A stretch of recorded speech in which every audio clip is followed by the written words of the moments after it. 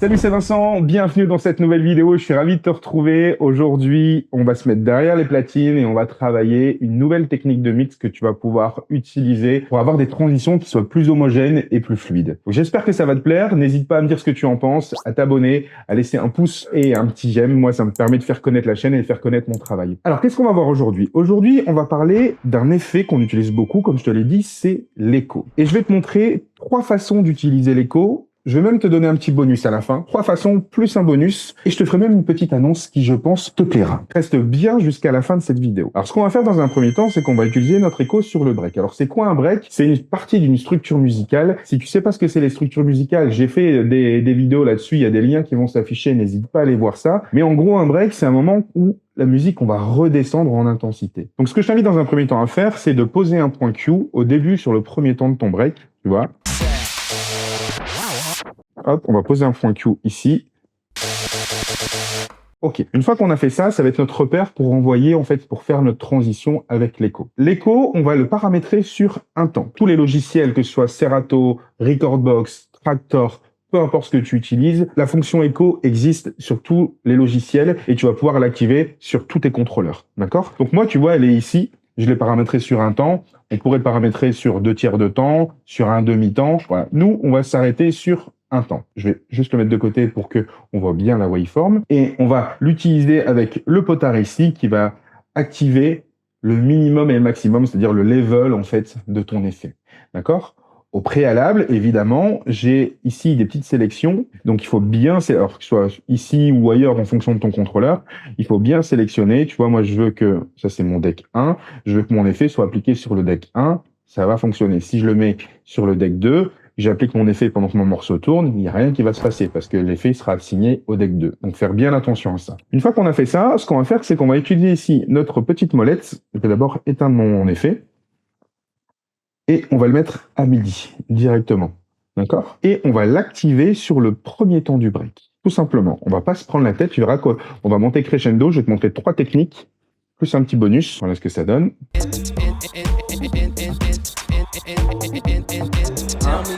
3, 4.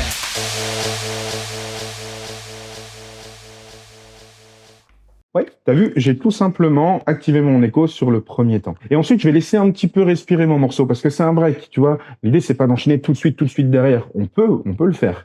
Mais moi, je te conseille de laisser respirer 4 temps, voire 8 temps. Donc, ce qu'on fait, c'est que notre level à midi, on vient activer notre effet sur le premier temps. Sur le deuxième temps, on vient baisser le fader. On laisse couler 3, 4, 5, 6, 7, 8 et on envoie notre play sur le morceau 2. Et voilà ce que ça donne. 1, 2,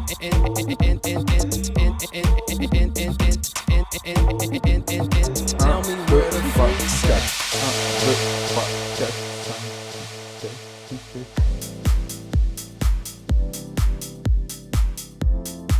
Tu vois, et comme ça, on a quelque chose qui est très smooth, très homogène. Ça, c'est la première façon de faire. Deuxième façon de faire, ce qu'on va faire, c'est que, au lieu de mettre notre potard à midi et de l'activer sur le premier temps, on va le laisser à 0, on va l'activer et on va le laisser à 0. Et sur les 4 temps avant le repère qu'on a posé avec notre point Q, sur les 4 temps avant le premier temps du break, on va appliquer notre effet. Et sur le premier temps du break, je vais venir baisser mon fader. Ça veut dire que j'ai mon morceau qui tourne et sur les 4 derniers temps, ça va faire 1, 2, 3, 4 et 1. D'accord? L'idée, c'est d'être assez fluide et de ne pas faire des à-coups. Tu vois, je te montre ce que ça donne. Je prépare mon fader. Là, on va arriver, on voit bien sur la waveform. 1, 2,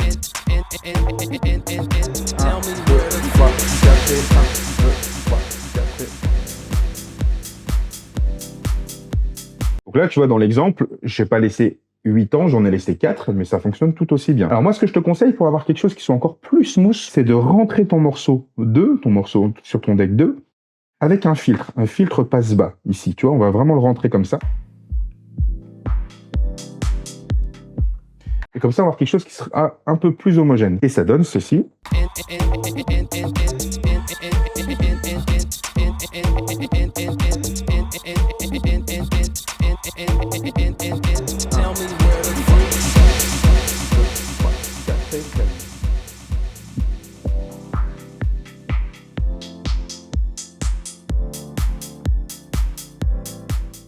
Et tu vois, comme ça, on a quelque chose qui est beaucoup plus smooth, en fait, avec le filtre. Donc ça, c'était pour la deuxième technique. Donc tu vois, c'est quelque chose qui est assez simple. Et maintenant, je vais te montrer la troisième technique en décalant un petit peu les structures musicales. Je vais t'expliquer ça bien en détail. Juste avant, je voulais te parler d'un petit truc, c'est que si tu as envie de progresser derrière les platines, si tu as envie d'apprendre, et si t'as pas envie de te ruiner avec des formations, eh bien, j'ai lancé un tout nouveau programme qui se regarde comme une série, parce que toutes les semaines, je t'envoie une vidéo sur un espace privé. Au moins, tu galères plus avec les pubs, tu galères plus avec les morceaux qui sont strikés, parce que du coup, moi, je suis limité pour te montrer des certaines choses. Toutes les semaines, je t'envoie une technique de mix, un exercice à faire pour que tu puisses progresser. Tu peux me poser toutes tes questions, je reste ultra disponible. On est déjà plus d'une centaine de DJ à avoir rejoint ce programme. Je serais ravi de t'y retrouver. Donc, si tu veux avoir plus de renseignements et nous rejoindre, le premier lien dans la description. Je te montre la troisième technique avant le petit bonus. Alors la troisième technique, on va faire la même chose au niveau de notre effet d'écho, de notre FX, mais simplement on va changer la structure musicale. Si je regarde un petit peu l'intro du morceau 2, si je l'écoute un peu, je regarde combien de temps elle dure.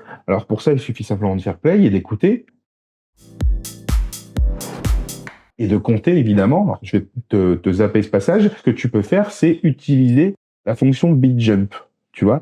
En fait, tu peux compter de 8 en 8, de 16 en 16. Moi, je te conseille de compter de 8 en 8. 8, 16, 24, 32. 8, 16, 24, 32. Et là, j'arrive sur le début de mon morceau. Parce que tout ce qui est avant, c'est de l'intro. Hein. Ça, c'est de l'intro. L'intro. L'intro. Toujours de l'intro. Toujours de l'intro. Et là... j'arrive sur le début de mon morceau. Donc, je calcule combien de temps dure l'intro. Donc, 8, 16, 24, 32. 8, 16, 24, 32. Ça dure 2 fois 32 temps, donc 64 temps. Et ben, en fait, ce que je vais faire, c'est que je vais commencer à mixer. Là, on va jouer du coup avec nos equalizers. Tu sais pas comment les utiliser. Encore une fois, j'ai fait des vidéos là-dessus. N'hésite pas à regarder ce qu'on peut faire. Là, on va faire quelque chose de très simple. On va simplement jouer sur les basses. Et du coup, si je reviens à 64 temps en arrière, 8, 16, 24, 32. 8, 16, 24, 32. Et ici que je vais démarrer mon mix. OK ? Alors voilà ce que ça donne. Je prépare du coup mes basses ici à 0 et je vais envoyer mon play sur le premier temps de mon intro.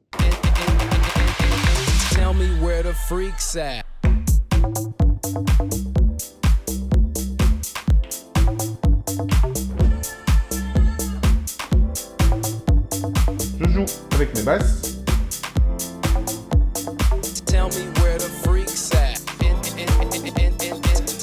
Pareil, sur les 4 derniers temps, je vais activer mon écho. Ici. 1, 2, 3.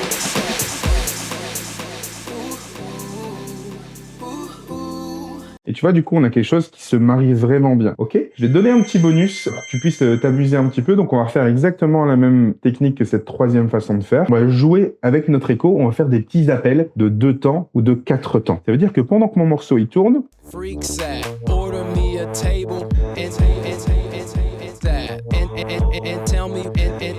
2, 3, 4.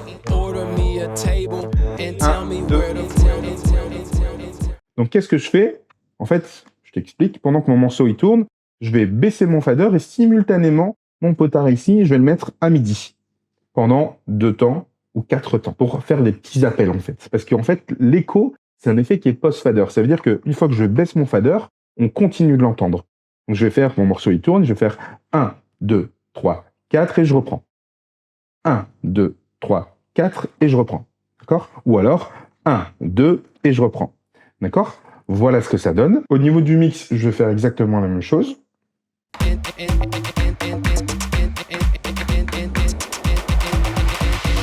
Tell me where the freaks at.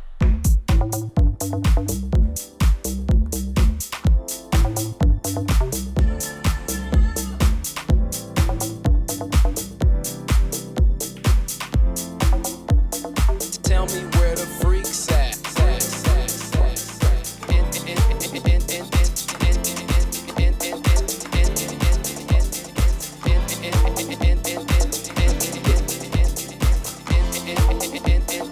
Tell me where the Donc tu vois, il n'y a rien de bien compliqué et tu peux déjà bien t'amuser. Donc je t'ai montré 3 façons d'utiliser l'écho sur un temps. Comme on l'a vu, on peut le mettre sur un demi-temps, sur 3/4 de temps, sur 2/3 de temps, step by step. Si tu veux aller plus loin, comme je te l'ai dit, il y a un lien directement dans la description où toutes les semaines, sans exception, je t'envoie une vidéo sur un espace privé. Voilà, je peux pas t'en dire plus. Si vraiment tu veux t'améliorer, c'est exactement ce qu'il faut. Je te souhaite une excellente journée. J'espère que ça t'a plu. À bientôt. Ciao!